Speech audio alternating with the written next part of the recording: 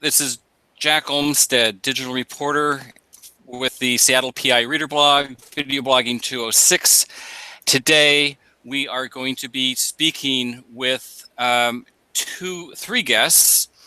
Jennifer Jones, she's the director of photography of a new film that has just been released, Speaking of Dying, Living Deeply and Dying Well. We also are going to be speaking with Trudy James. She's the producer of this film, and also Catherine Waddy. She's the Wadley. I'm sorry. I knew I was going to screw it up. That's okay. Catherine Wadley, the writer and director and editor of the film. Yeah, and they're joining us from Seattle. Is that correct? Yes. Yeah. So how are you guys doing today? Great. We're doing well. We're happy to be here. We're happy that our film is completed. Why don't you talk about the road to finishing the film? When did it start? How did you get the idea? Yeah, so I'm a hospital chaplain, and I know the difference between a good death and a not so good death, and that many, many people are dying in hospitals, the kind of death they would not want. So I've been doing end-of-life planning groups to try to help people understand the challenges of today's medicine and at end of life, and make a plan and talk about it to their families and to their providers, their medical providers. I did those for about 5 years and didn't know how to expand them really until a young woman named Jennifer Jones came to one of my classes. And afterwards we were talking, and she said that she was a documentary filmmaker and she thought we should try to do something with it. And we imagined making a little 12-minute video to show in senior housing.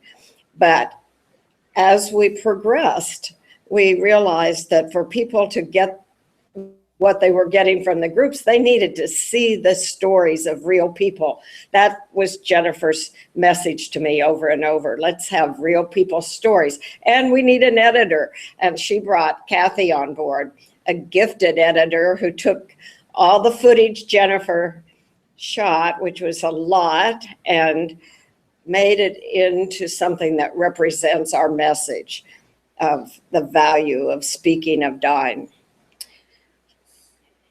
We live in a culture that where no one wants to talk about dying. We've been conditioned not to talk.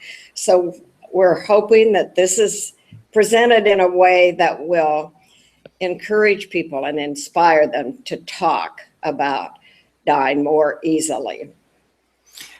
How long did the production take from, say, the idea that we should do this to, well, the beginning of the month when you guys actually got DVDs in your hand? Right. Well, we started this project more than 2 years ago. As Trudy mentioned, I attended one of her workshops, and she was at that point.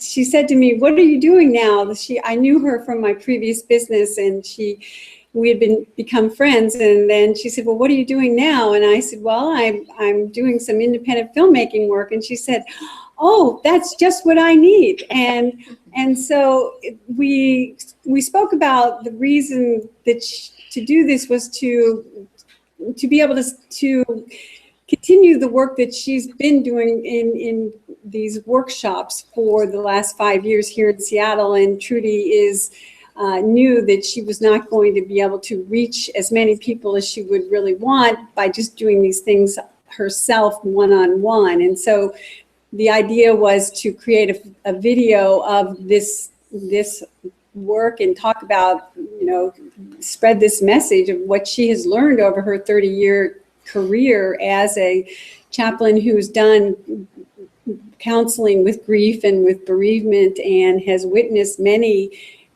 both good and bad deaths.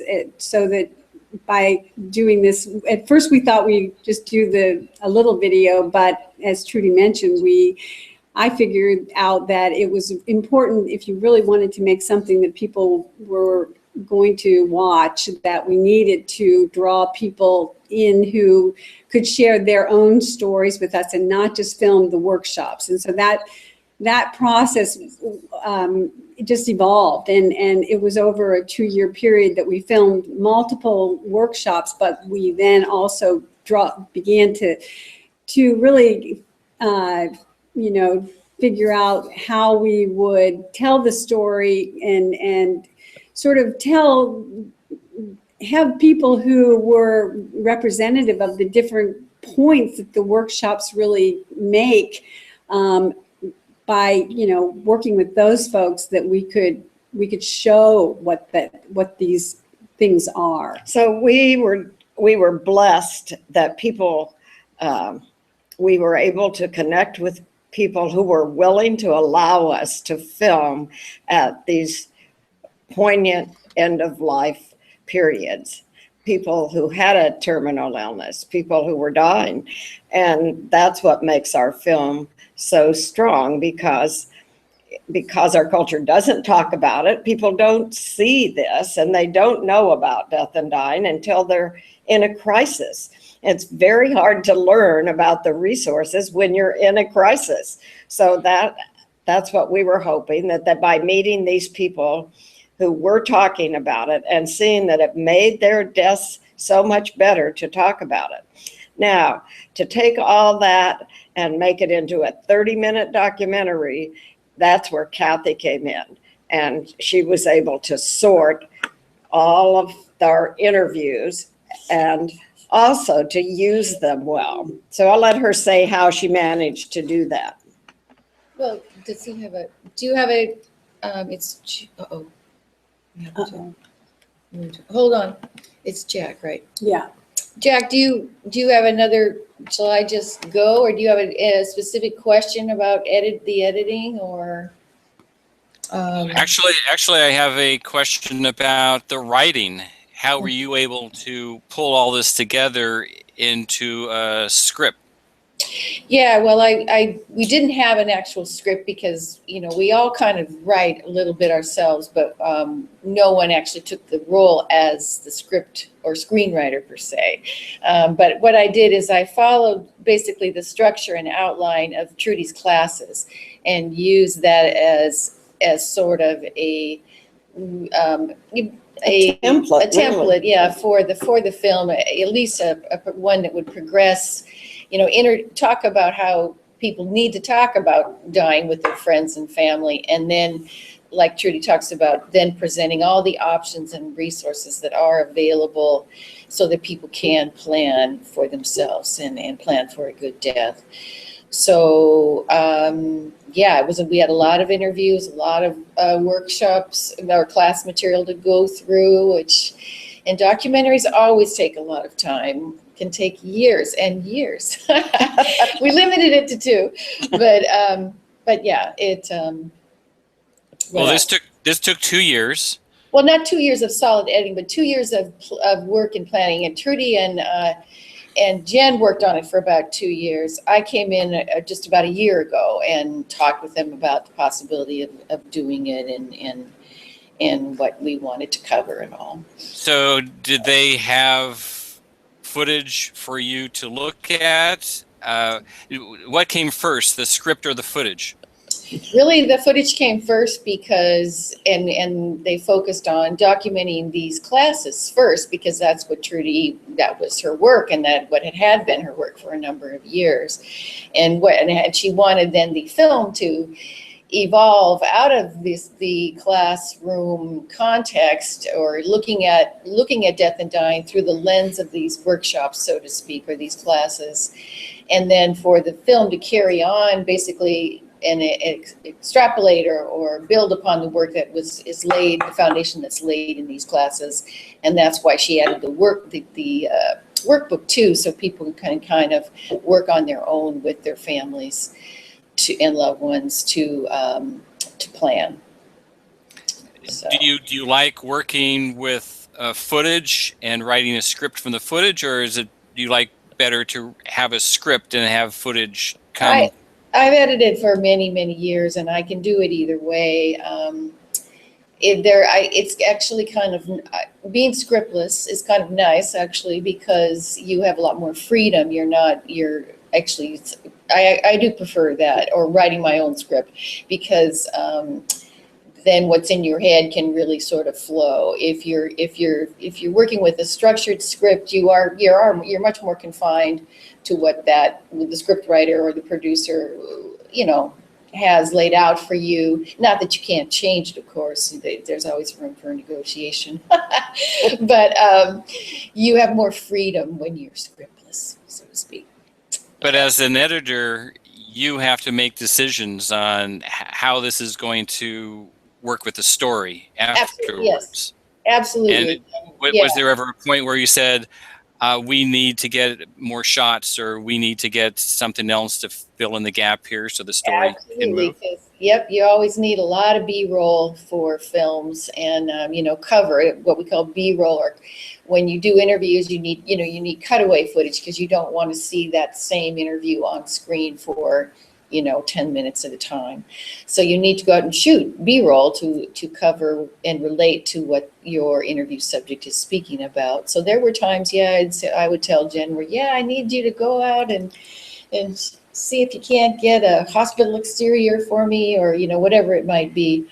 But first, when you edit a film like this, you lay you do your rough cut, and you do what I call a content edit, to collect all the sound bites that are really going to tell your story and move your story forward.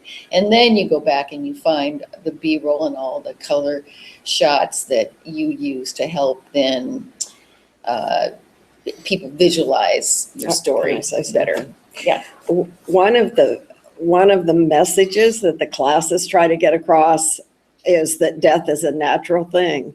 Death is something that happens to every single person, happens to everything. And I love it that Kathy cut so much nature. Jennifer got really good nature shots, but Kathy cut them in a way that I don't know if the audience consciously thinks about it, but I think they get the message that this is something natural we're talking about. You're talking about the cycle of life, that dying is part of life. Absolutely. Absolutely. That's what we're talking about. But in our culture, that isn't how it's talked about. It's talked about as the enemy, as something to fight. As a failure of medicine. As a failure of compliance with your medications, all kinds of things. Yeah. And the film really shows the beauty that comes to these families that talk about it, and it's done a lot with the nature footage. Yeah. I think this is what you talk about at the end of the film. You say death is a natural part of life. Learning about you teach people about learning about the resources, I guess, on your website, and you also have a booklet that is included with the DVD. Yes, and the booklet gives people. Can you see it? Oh, we're going to hold it still. I can't see it there. There. That's good. Okay, you can talk.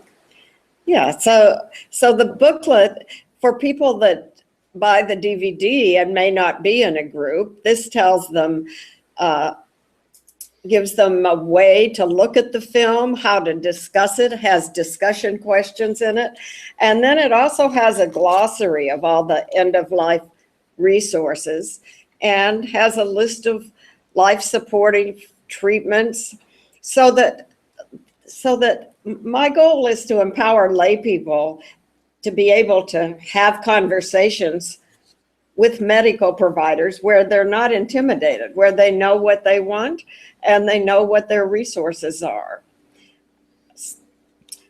So that's all included in this little workbook, which also tells how to form groups and how to get in touch with a group facilitator if they want one. Everything they need to proceed with planning for a good death. Yeah. In the film, you show these groups. Can you talk about the importance of being involved with a group of peers? I can. It's wonderful to see what happens in the groups because people get to hear each other's end of life stories. They talk about deaths that have affected them, and then they gradually begin to realize that they can't just say, oh, I want to have a good death at home, and it'll happen, because it just doesn't work like that for most people. They have to, we have to assert ourselves in this culture to have a good death at home. And so in the groups, they become empowered. They do homework. They talk to people about what they want. They visualize their own death.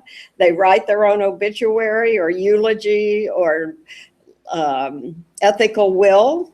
And by the end of the group, they say, I feel so much better. It's such a relief to have this done. And they're so connected to each other. They don't want the group to end when it ends, because they've really talked about the most important things about their living and planned their own dying. Yeah, the groups are pretty exciting. And when I saw Kathy's first trailer, which is on our website, I knew that it was going to work and people were going to want to do groups. And then I decided I had to train some more facilitators. So now we have 4, and I'm planning a second training to train people to do these groups. Why should anyone talk about dying? Is it not a pleasant subject? Why not just ignore it? Well, you can Pretend ignore like it it at your doesn't exist. own peril. If you want to have a good death, you do have to talk about it. But it feels like a really hard, difficult subject for the reasons Jen said. Our society has treated it as a failure and as something to conquer and overcome. But because it's a natural thing that's going to happen whether we talk about it or not, it's better to have it be something we're comfortable with. Once we get comfortable with it, our life is better. We don't, all that energy we use to not talk about it, we can use for our life. I think it's worthwhile. Yeah. Well, I think, what I've learned about this whole topic is that, of course, we know that many people have a great fear of death, and it's pretty much a fear of the unknown, and it's a fear of what, what will that be like? And the thing is, we've been, in the last 7,500 years, death and dying has really changed in America in particular, because we have so many new medical technologies that can prolong life and that can keep people who have chronic conditions alive for much longer. And so there's not the trajectory of death has changed, where 100 years ago people had sort of short illness and then they died, but now people can be kept alive and they can go on for years with all kinds of different things. And it's a question of if we can talk about these things, become comfortable with it, then we can learn about it and we can learn what the options are, and we can make choices, and we can decide what is quality of life, what is the quality of life that I would want to have and at the end of life. And if you can have some understanding about what those answers are, then when the time comes, your family understands, and because then when they have to speak for you, they know what your wishes are, and then they can make decisions on your behalf that they know are the wishes that you have discussed, and they then suffer less guilt, and the bereavement period for those families is far less than it is for people who do not have those understandings. Yeah, there have been some pretty extensive studies now that show that when patients die in intensive care, their families are 2/3 more likely to have impacted grief and not get over the death, or to get sick themselves. it's not good for your family to have to watch you die a prolonged death in intensive care. But unless you've talked about it ahead of time, that's our MO today, is to treat, to continue to treat. Doctors don't especially like it themselves, but that they aren't the ones to tell us it's time now for you to stop treatment and get hospice. They're going to say, here are some more things we can do. And it's up to you to say, no, I want to die at home. I want hospice care. But if you've never heard of hospice care or talked about it, then you're afraid. And you're afraid of dying, like Jennifer said. So you're not going to be able to advocate for a good death. Let's talk about hospice. If people don't know what hospice is, what's hospice? Would you like to talk? I'll talk. Hospice is a government program that's consistent all across the United States for end-of-life care. And it's a program that involves many aspects. So you get a social worker, a nurse, a chaplain, and a medical doctor. But the goal of hospice is not to prolong your life and cure whatever you have. It's to make you comfortable and peaceful. So if you get in hospice for 2 days at the very end of your life, when you're already past the point of talking, it's not as useful as if you get into hospice. It's a benefit that was written for 6 months. People usually don't get to use it that long. But in our film, we show a woman who was on hospice care for 7 months. And you see clearly what a difference it's made in her life. She's able, that your pain is treated. They treat your pain. They know how to manage your medications, and they know how to support your family and show them how to support you. So hospice is a wonderful program, and everyone should learn more about it. There's a new medical specialty, a method of treatment called palliative care that's just come into being in the last 5 years.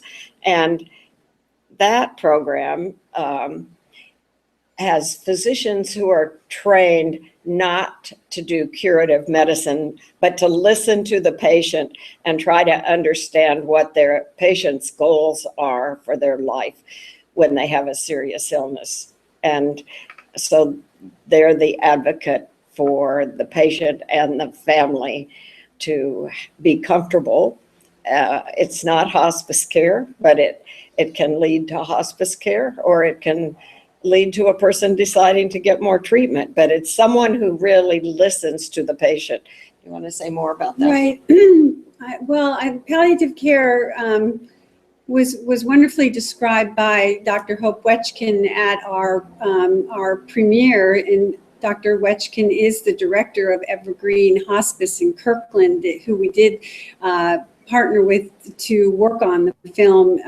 They helped provide us access to one of their clients who we were able to interview. But what her wonderful description to me was about palliative care. It's sort of like an analogy of being on a train, and you're going speeding down the tracks, and then you come to the station, and palliative care is sort of the opportunity to get off at the station and to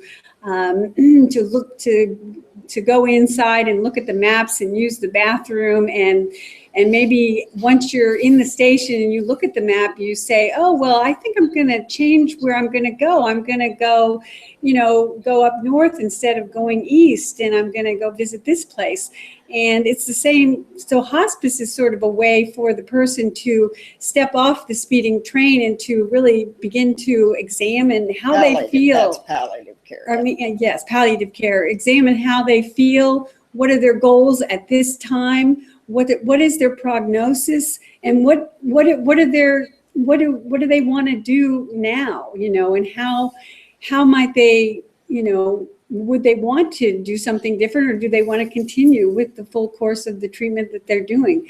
So it provides these different providers, not just doctors, but psychologists, social worker, chaplain, who can treat the whole person, not just the illness. So we're very fortunate in this country to have such advanced medical procedures and specialists who can treat everything in ways that we wouldn't have dreamed of. And it gets more intense every day. So Dr. Wetchkin said, when you're on that train going down the track, there's always another treatment they can offer, always another way, and every one of those ways then involves side effects, and then they have to treat the side effects, and pretty soon you have so many treatments and you're dwindling away, and there's no respite, no time to stop and think, is this what I really want to do? And palliative care offers that stopping place. Oh, okay, goal. What's the goal of the film? To speak about dying more openly.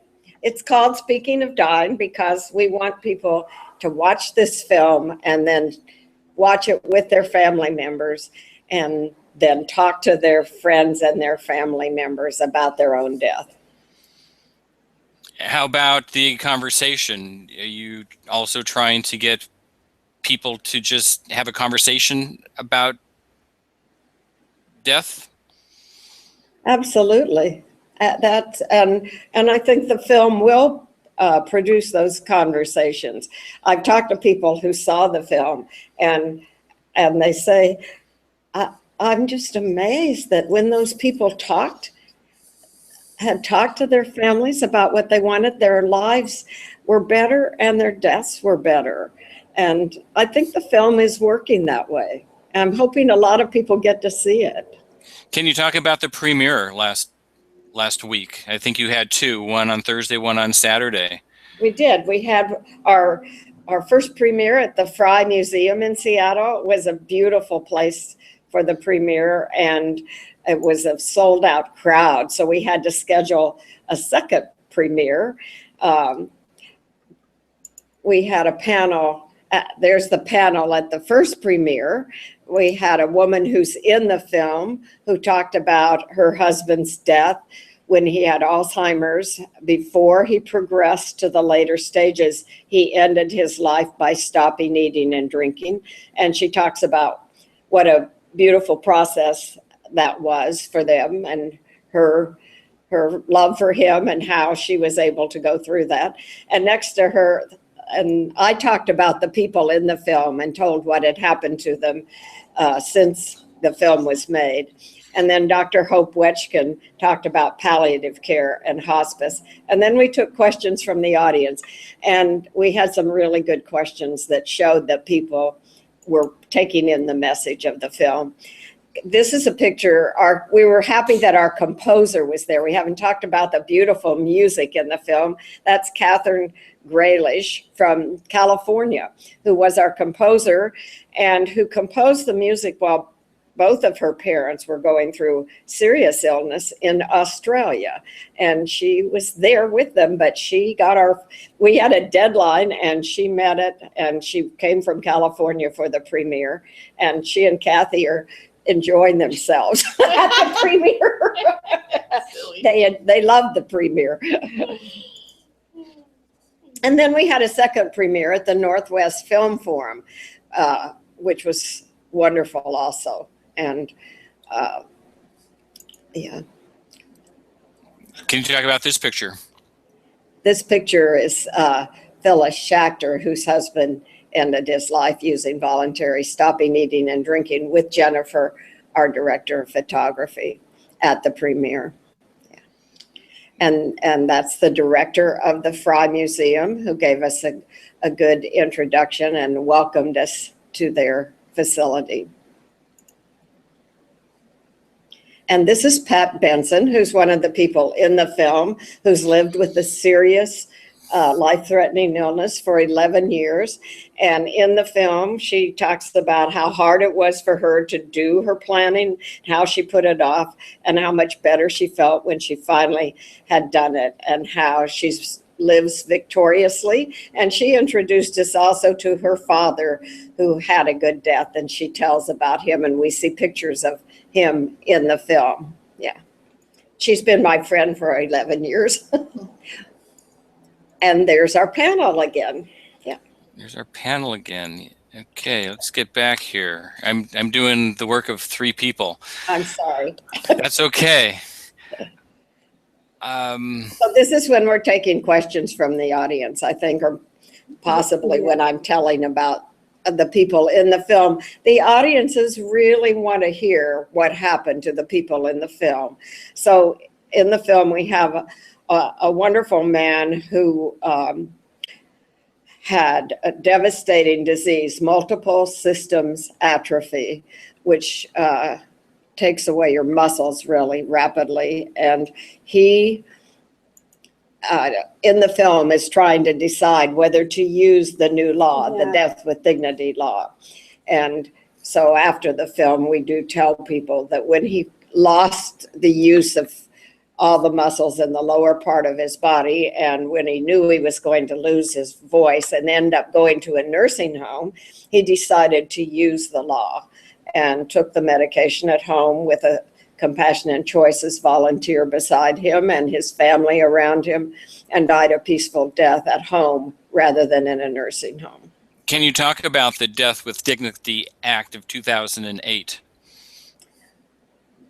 Right. We're blessed to have a law like that. We're one of the 3 states in the country that has this law, that if people have a terminal illness and a doctor says they have less than 6 months to live, and that they're mentally competent, then they see a second doctor 2 weeks later who says the same thing, then their doctor can write a prescription for the medication, and they can have it on hand if their emotional or physical suffering becomes too great.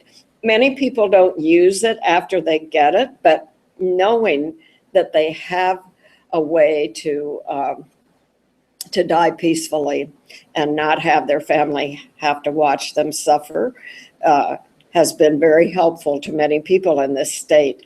And we have this wonderful organization, Compassionate Choices, that implements the law and trains volunteers to support people who want to understand the law. So a doctor will write you a prescription for medicine that will end your life. Is that covered by insurance, Medicare, or is that out of pocket?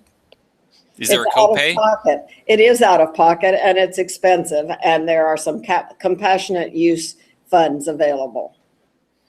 Expensive, like what are we talking about? Is it Well, I think $500,000? $1,500 for the prescription, something like that. It used to be cheaper, but they took the original medication off the market for some reason. I can't remember why. And the medication that's being used now is quite expensive. Really? Yes. The other thing that I learned, well, that is important to understand about using the Death with Dignity law is that you can only use it if you are mentally competent. You have to be judged to be mentally competent by 2 different doctors and have, a prognosis of 6 months left, 6 months or less to live. And in order to make use of the law, you have to personally take the medicine yourself. No one can give it to you. You have to be physically capable of taking it yourself. So it's there are many sort of, restrictions about how this law is legally used and works, and which is good because it does give many safeguards when applying this law, but because of some of those restrictions, someone who is in the late stages of Alzheimer's would most likely not be able to make use of this law, because you have to be as I said, both mentally and physically able to administer it yourself. So many of the neurological diseases, people reach a point like ALS where they can't self-administer the medication. So they would have to use it sooner. And sometimes it's better to die sooner, a good death sooner, than a very difficult death later. Is there anything else you'd like to know about the law? I can't think of anything. I just heard about it. Where can people go to get more information about the law? They should go to Compassion and Choices of Washington, which is online at info at Compassion and Choices, but also they have a toll-free number, 877-222-2816. Now you have a resource link list on your website. Can you talk about the various resources that you have available for people? I've got it up on the screen. Right. The best resource list right now is in the notebook that comes with the DVD. We're continually working on the website resource list, and it doesn't have quite as many resources as it will have. It's been a work in progress. Yeah.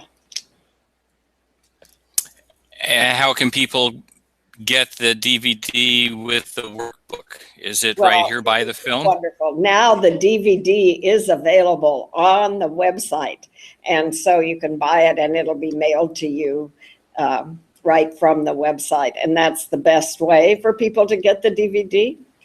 And then they'll have the resource list that comes with it. Is there a price online here? There is. I see a price.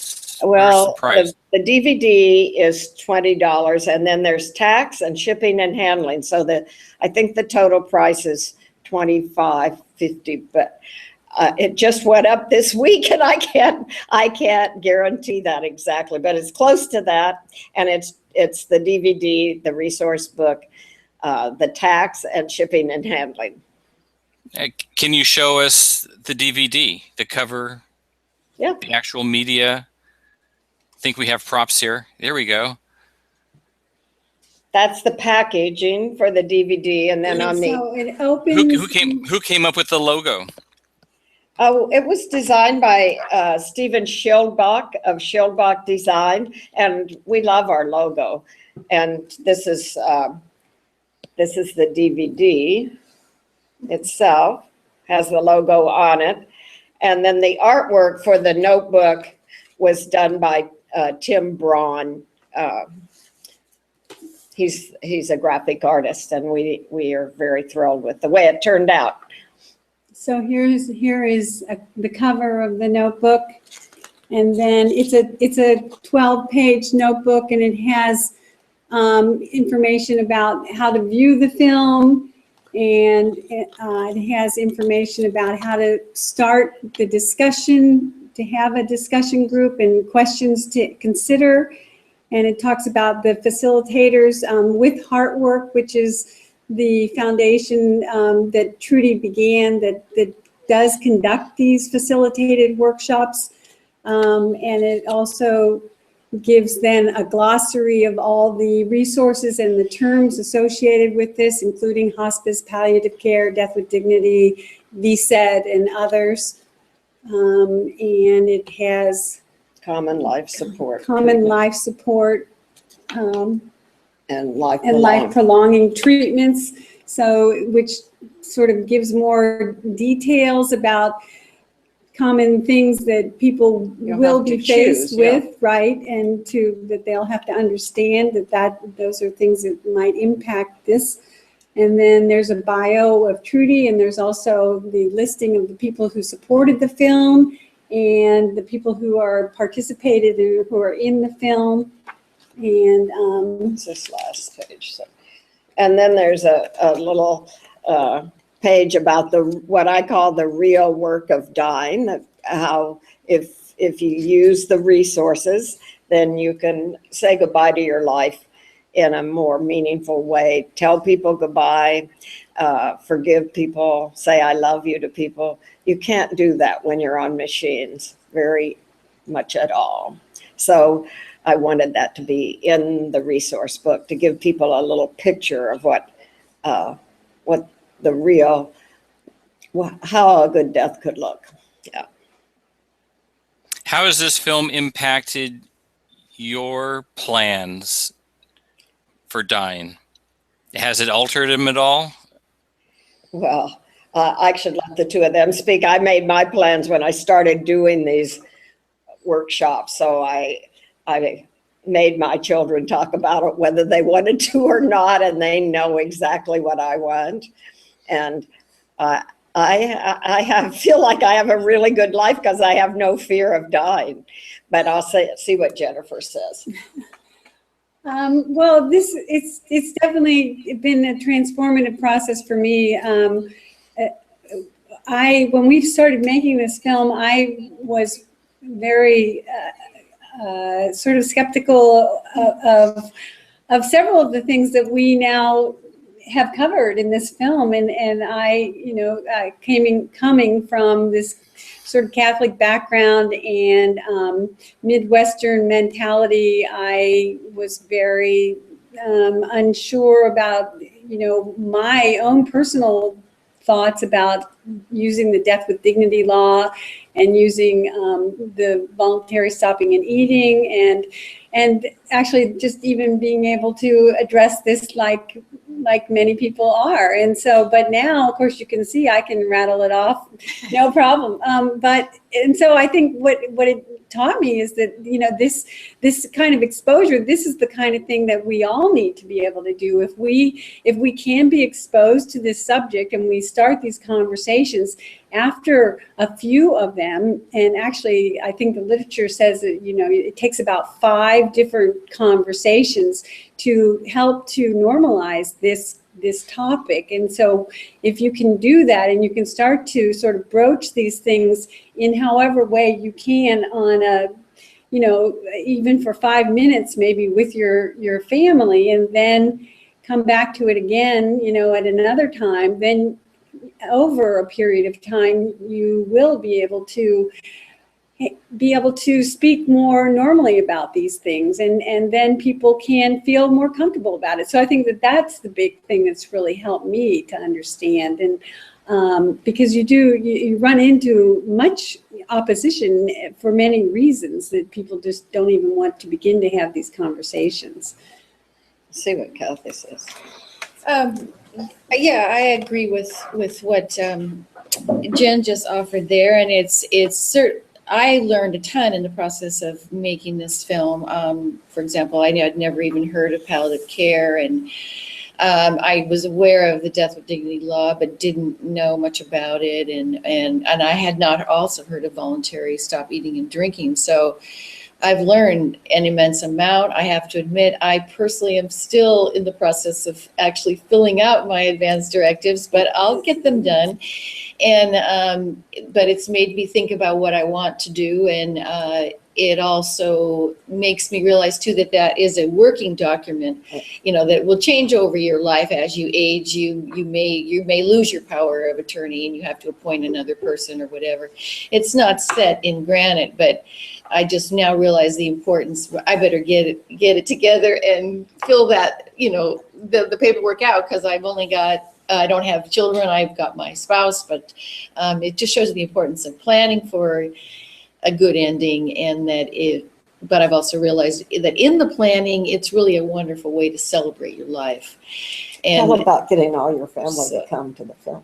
Yeah, well, I didn't get them all, but I got a lot. I got a few family members to come to one of the screenings. My dad is now 92 and doesn't get out too much, but he'll be getting a DVD. But all my family, I have a large Catholic family too, like Jen, and they were all very interested in the film. So it's really opened my eyes, and I don't really have a lot of fear. I never had a lot of fear to begin with, but now I really. Yeah, it's like no big deal. So Catherine, can you talk about what you had to leave out of the film? Oh, lots. I mean, So much. Obviously, I was determined not to get it over a half an hour. It's actually like 28 and a half minutes. And I may possibly cut it down to another version to get it on PBS. Would have to be a couple minutes shorter. But really, when you do a film like this, you just have to keep cutting, and you look for those gems, for those stories that really are special and can mean a lot to the viewer by the interviewer relaying a personal story that in a very candid way that really strikes the viewer. But again, I went through Trudy's course outline, and we knew we wanted to talk about all the resources and the options that were available to people, encourage them to talk, encourage them to fill out their paperwork, and all that to happen in under 30 minutes. But you just kind of just keep going and cutting it down until you have the material that really conveys your message as well as it can. Are there any plans on using that material online? We hope to probably get this, right now we have the DVDs available, but we hope to have a digital download available on our website at 1.2. It's not available on, we don't probably intend to put it on YouTube, and maybe only on Vimeo for specialized purposes, but we definitely hope to offer a digital download at some point. Right. Oh, I'm talking about clips or something that didn't make the movie. Kind of an expanded, deeper dive into the stories that couldn't make that final cut. Haven't talked about that. We probably not. I mean, what you see is the heart and soul, the best of the best. And I mean, all those stories could be elongated if we wanted to make a 60-minute film, but I don't think we'll probably revisit this material so much as maybe if we were to do a second film exploring additional topics. Might be something. Right? So the families, the big families that you see in the film, there's right at the beginning, a large family sitting around a table. And then there's the older couple that are in the trailer sitting with their family several times around the table. Those families could make a whole movie. There's so many people in the family. They all have different opinions. That would be good to show all of that. But to get our message across, we wanted there to be diversity in families. So the older family, the younger woman who has ovarian cancer with her daughter-in-law, to the African-American woman, the man with a neurological disease, and the man with Alzheimer's. We wanted to have as much diversity and still have the in-depth story. So that's as much as we could get into this one film. Yeah. How are you going to utilize social media to extend the conversation to this new community that you're creating through your work? Well, at some point, I mean, we've been working so hard to get the film done and get it out there. And now we have several screenings, and we're going to get through those. The facilitators of the groups, and possibly Jennifer and I, will do a blog and let people interact with that on the website so that we can get comments back from people and answer their questions. But we're not quite there yet. We do have a Facebook page, huh? Yes, we do have a Facebook page. We have the Facebook page, yeah, and we're using that, but we know that we need more. Yeah. What's the future of the screenings? Where can people find out when it's going to be shown? There's a list of the screenings on the website and also on the Facebook page. We've had that up. And we have in May, I think 8 different screenings that people are welcome to attend. I think all of them are open to the public. There's one at North Haven Senior Living. There's one at Horizon House. There's one at Greenwood Senior Center.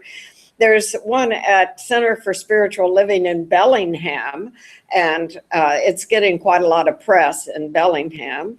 There's one at Aegis Living on Madison, and one at Seattle First Baptist Church. So quite a lot of and also we have been in talks with Era Living in Seattle, which owns eight different retirement assisted living residences in the greater Seattle area, and they are going to host screenings for us in some of those communities.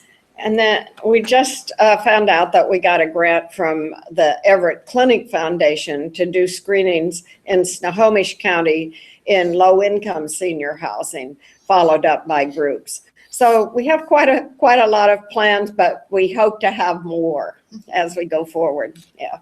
How about a national tour? I see that you're going to be in Kansas City. Are you going to New York, LA, Denver? I think we'd go anywhere anybody invited us, but I'm going to Kansas because I'm from Kansas, and I went to the University of Kansas, and I'm showing it in Lawrence, Kansas, and my brother lives in Hutchinson, Kansas, and my mother died in a memory care unit there last year, and I know a lot of people there, so I'm showing those two places in Kansas because they're part of my roots. That's it. I think we will do some other states. I've had people contact me, but we have to cover Seattle a little better first. How about film festivals? We're talking about entering film festivals. We haven't made up our mind yet, for sure. Yeah. And do you have a marketing plan in terms of getting this out to the world?